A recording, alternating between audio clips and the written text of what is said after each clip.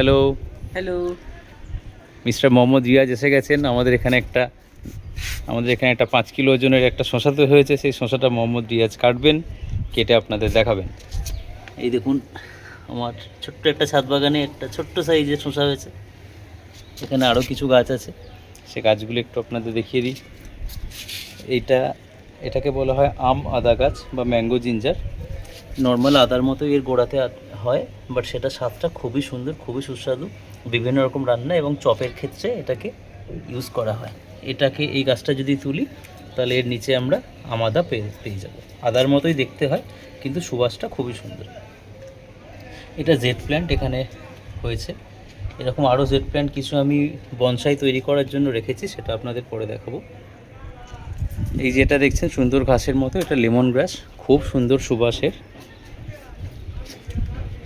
তার পাশে এখানে ছোট ছোট এগুলো, এটা কালমেঘ গাছ। কালমেঘ গাছের পাতা আশা করি আপনারা দেখতে পাচ্ছেন। এটা তুলসী। আমার কাছে এখানে 3 রকমের তুলসী আছে। এটা নর্মাল সাধারণ তুলসী, এটা হচ্ছে রাম তুলসী। দেখুন গাছের পাতার বা ডালের রঙটা একটু অন্যরকম। আর একটা রয়েছে, সেটা হচ্ছে এটাকে বলা হয় ভিক্স তুলসী। এটার পাতা একটা ছিঁড়ে যদি আপনি স্মেলটা নেন, একদম অবিকল ভিক্সের মতো স্মেল পাবেন। তো এটা ছাড়াও আরও কিছু ঔষধি গাছ রয়েছে, যেমন এটাকে অনেকে পোলাও পাতা বলে অথবা পায়েস পাতা বলে। এর একটা পাতা আপনি ছিঁড়ে যদি ভাত রান্নার সময় ভাতে দিয়ে দেন, তো পুরো বাসমতি চালের মতো সেন্ট পাবেন সেই ভাতটা থেকে। আরও ভেতরের দিকে এগুলো দেখছেন, এগুলো কারি পাতা গাছ।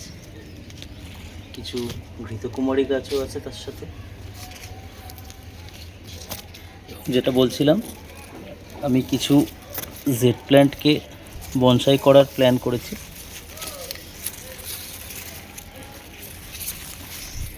তার মধ্যে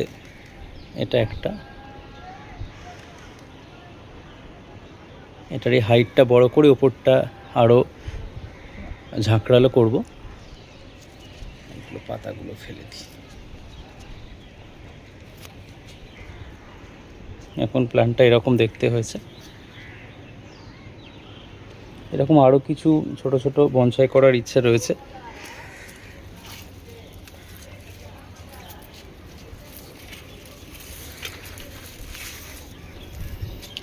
এটা আমার সবথেকে পছন্দের গাছ। এটার নাম মালবেরি। এটা বছরে প্রায় 3 থেকে 4 বার ফল দেয়। এখন এই যে কচি কচি পাতাগুলো বেরোচ্ছে, কদিন পরে এখানে ছোট্ট ছোট্ট ফুল আসবে এবং তারপরে ফল হবে। মোটামুটি 1 মাসের মধ্যে ফলগুলো পেকে যখন কালো হয়ে যায়, ভীষণ সুস্বাদু হয় খেতে। এটা পেয়ারা গাছ। পেয়ারা গাছের মধ্যে দেখুন এই যে এখন আবার ফুল এসেছে, ফুল আসছে, পেয়ারা হবে এবং অলরেডি পেয়ারা হয়েও রয়েছে, দেখতে পাবেন। এই দেখুন পেয়ারা হয়েছে, ওই দিকেও কিছু ডালে পেয়ারা হয়েছে। সমস্ত ছোট্ট, আপনারা বলতে পারেন 1 বছর আগে আমি এটা শুরু করেছিলাম, কিন্তু গাছেরা যত সুন্দরভাবে প্রতিদান দেবে সেটা ভাবিনি। এই আর একটা গাছ, এটাকে জোয়ান পাতা গাছ বলে। এর পাতাটা খুবই উপকারী এবং আপনি যদি একটা পাতা ছিঁড়ে স্মেল নেন বা মুখে দেন, অবিকল জোয়ানের স্বাদ পাবেন। এটা হজমের জন্য খুবই ফলপ্রদ একটা গাছ। এই যে গাছগুলো দেখছেন জংলি টাইপের, রাঙালু গাছ।